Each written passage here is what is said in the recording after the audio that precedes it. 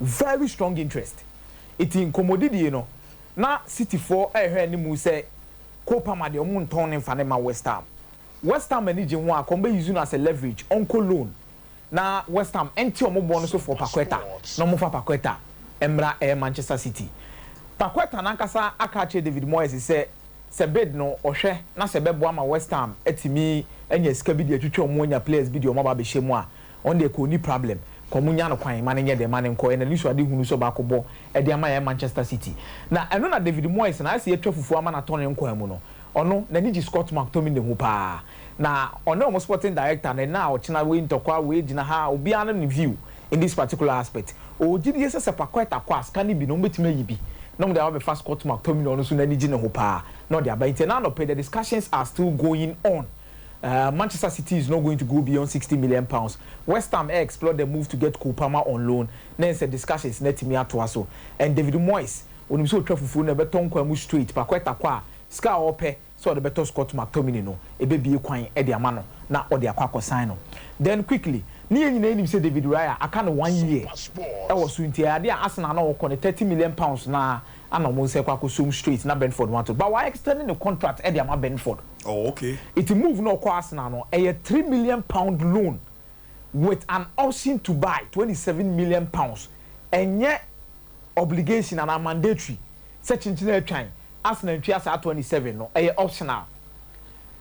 It's Arsenal share na money beboa na nyoma be koye di amana. Then no trigger 27 million pounds. By extending the contract for Brentford 2 more years in the account. So kona anye you besa go back to Brentford. Then no akwa to so ho e de amomo. It's only the medicals ne de. Enkosi ene enwie no na we the medicals no na ba be as player be loan with an option to buy. Hurricane. Abu Dhabi. There have been several stories about Hurricane saga no throughout the whole of the last month be nyina be si samri. Na the other woman here say Hurricane ma Tottenham 24 year away say omo clarify in the future na so omo bed no omo so omo mananya away. On person best at this season no. Now fina heka it was wrong the close of this week no. Omo sorti bibia amfanye day. Enfan free on no hunu stand either say otna and also be movie e de akwa si aka na so ba ko si aka e de ama FC Bayern Munich. Na eno ne yetete one man na no pay ya betoma de betia na ye say Tottenham Hotspur and the Bayern Munich agree a fee of 100 million euros. 100 million euros for a Hurricane, which is approximately 86.4 million pounds. $110 million. Say almost sign a Hurricane and if we Tottenham Hotspur. Oma agree deal no by see na ye kasa any day. It's up to Hurricane. Say officially obe catch a Bayern Munich for ne say for penny paper so na me so me sanamo this number of years. Na me be see akan enfamamo. Banko modidi e dia fa che na ne say Hurricane ne entourage no. Benton say nkomo ye fully convinced so ombe join e Bayern Munich this particular summer. Ne hu so Thomas to show tutu ni na nyina de kopie mu Hurricane fee. Ene ni kodi nkomo na scale ye involve me. O ma madwen say in British pounds ombe twa Hurricane 25 million pounds a year.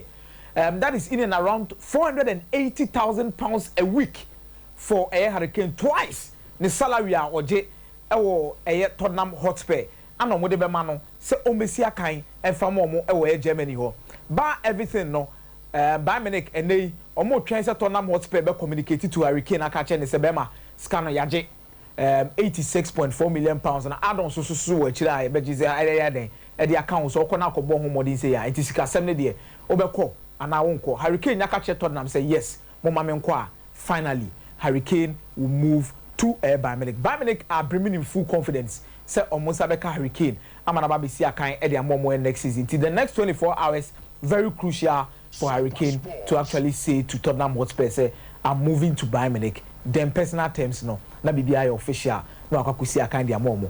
Obia nya na adwen so de bibia be boom. There is nothing of that but there is only one team na Hurricane ni omodin entura ni omodin komo this particular year.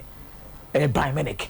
Omo no omo ni omodin komo. It ye how and also be ending within the next 24 hours. Since Hurricane, Bayern Munich is finally trying to get their man to come and play for them next season. Abu Romeo Lavia, and when you run who say Chelsea, etimi abon ho modern at the 48 million pounds a call. Liverpool na 45. Southampton Predator baby. Me catch us say there is still conversation between Liverpool and Entourage and no money for Romeo Lavia. Chelsea so afeche. It is led by Joe Schultz. I don't know Juma was Southampton at some point. And they pushing at Chelsea the 48 in the quarter.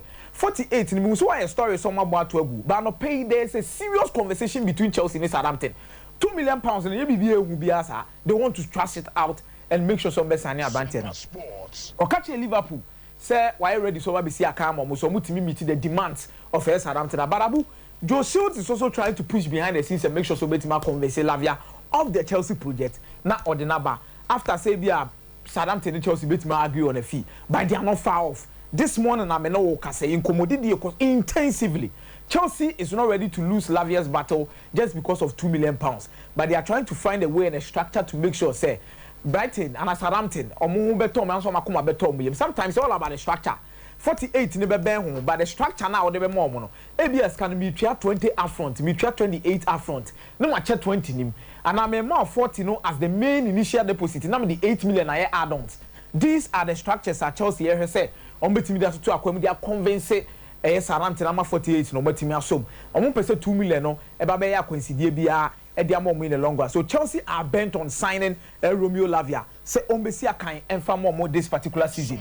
Chelsea ankasa no Pochettino akache Egbali. Mo say ohia 2 midfielders. I'm ohia an experienced midfielder within this particular setup. Say the baby betimi aboama ne omakoye e dia ma 80 my friend Chelsea. Now Abu ye move on and now we back as Tyler Adams so e come be any day. And now Chelsea are triggered the release clause of Tyler Adams. Chelsea are triggered the release clause of Tyler Adams. Within the next 24 hours, Tyler Adams about the medicals, they are Chelsea. And £20 million and a Chelsea, I trigger and now pay. Our more somebody Tyler Adams, about PMO in terms of quality in depth, Amano Makoye, and the Chelsea in terms of form midfielders or more anymore. Still now on a hamstring injury. Now I'm hopeful. Said by September there. Now Tyler Adams a team I fitter obetima but so in the next 24 hours Chelsea have been very very active in the past 24 hours. The next 24 hours to 48 hours Abu Dhabi it all boils down to this man Moises Caicedo. It's Chelsea the past 24 hours Lavia. The next 24 hours to 48 hours Tyler Adams ya trigger and nano pay. Then the next stop will be Moises Caicedo. So me make sure so me I strike a deal with Brighton and Hove Albion. And Jacob Steinberg story we say is much closer. But Abu, the closer na storyline and na me training ni yentie ni me asombre hakakra. Moises Caicedo no Brighton has softened the stance on getting £100 million up front to know den Chelsea dey bear 10 best also as add-ons. What Ramu say no me fa we Ram. Be your Matlow na e ben Liverpool for no pa no. Let me Matlow Chelsea. Report or the bus is here 4 minutes ago. Understand Liverpool have outbid Chelsea for Moises Caicedo, which would also help explain Chelsea's bid for Lavia. Matlow. That's the latest update. Matlow is very closer to Chelsea. It is a Matlow that confirms that issue that it is true. We are also as a suggestion, however, remains that Caicedo would prefer Chelsea move more to follow. The latest update nature is Omona tears you about cheaper Lavia no. Liverpool for Sunis Cab or tears your cheap away. The issue bird name is was so chain. Last 2 weeks, the Athletic 4 year story we say club will be the £80 million called Brighton or on board to be Bomamo club needing. And I was Liverpool. Anna, there be mebao. Tie baby theory the free banner. The story that Brighton did not briefly press about the specific club and that almost a mystery club. Anna Chelsea for who say Brighton for tactics some person would push your mama with me between says come on. Benya tactics. What was is Chelsea you know shall say. Now the data Brighton so affair chire e push for such Liverpool. Any Caicedo deal no so far no. Enra ye didn't come about Mohamed Kudus issue no. Mohamed Kudus is not the replacement for Moises Caicedo. No. Yes. But in terms of Sikasem no, omoji to me say Chelsea can be one company and commodity kwako so akwa FIFA players we because must sign other players in other positions to make sure money a long term. It's commodity Chelsea can and no be no agree for Mohamed Kudus deal no. And Mohamed Kudus deal na stall it. It is not moving. Omoji to me say Chelsea share chirebi. And Mohamed Kudus and person be join you this particular summer. Then the Chelsea need dim komo asie a promising nyoma bebre so mo ntwen no na oba be see a kind of momo ana Brighton so atena se hu se Chelsea so che mo amoma yeska no memfa nkofa kudus yi kra e kwa agree kra sa kwa ye bibi ho de to so mienu mo sa so na machi na mo ni kudus so di nkomo wachi then we have also waited for so long to invite bets and Liverpool have always been looking for a DM. Liverpool ahwehwe DM and Liverpool I'm sure someone dey can knock the door for the 80 million pounds no mo say mystery club no mambo di no.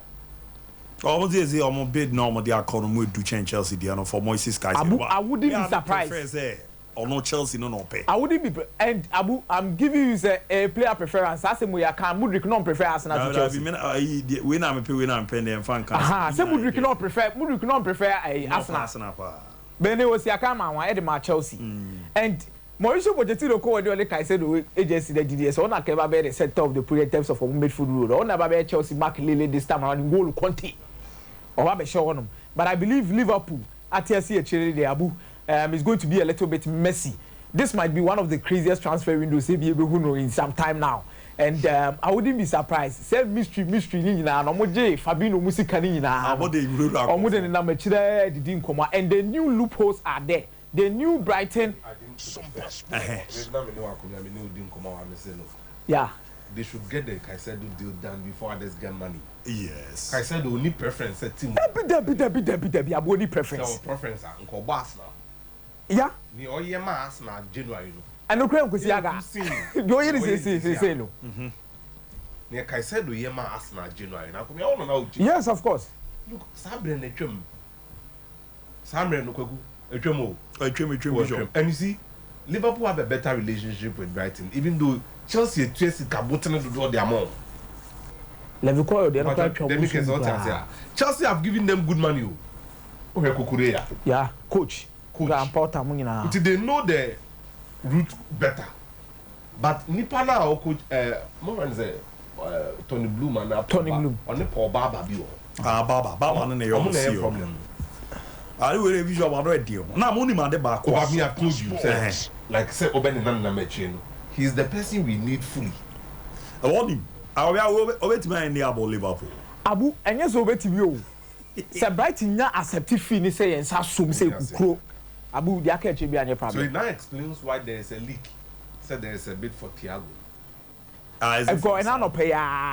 There's a story that Alali for Eddie Scaba for Thiago. Le Creep reported that particular story and I don't pay. Says Kaba. But Abu, if Liverpool should sign Moises Caicedo ahead of Chelsea, then it is fully understandable the reason why Chelsea and I don't pay. They are locked in talks with Romeo Lavia because, as I said, Chelsea Pochettino so in midfielders. That question and I'm baby bisa. There is Omar Trigger, Kyle Adams. Romeo Lavia and Komonu Guso. Komonu Guso ekoso. A 2 million penny. A 2 million penny. So it tells us there's a winner. Among who said Niama B. And Brighton showed no mercy to Chelsea because of Levi Colwill. Wow. Amukono mukodi nkomo table ni so bia no de Levi Colwill be mo na Chelsea for catch them for nchen. Madam Mate, my bishop, my bishop, oh, update you on Kudus. Abu Kudus the other day. Still now onyam or agree personal terms with Brighton and Abu release clause in your room no nyesa nkomodidie no enye no e komodidie na say Kudus na ankasa no the preference na ankasa nya Brighton and over bia are 18 men up the preference Kudus na ankasa nya Chelsea no beko Chelsea no pay obunya Chelsea na Arsenal those landing class with any one of them obeko Mate my bishop bro why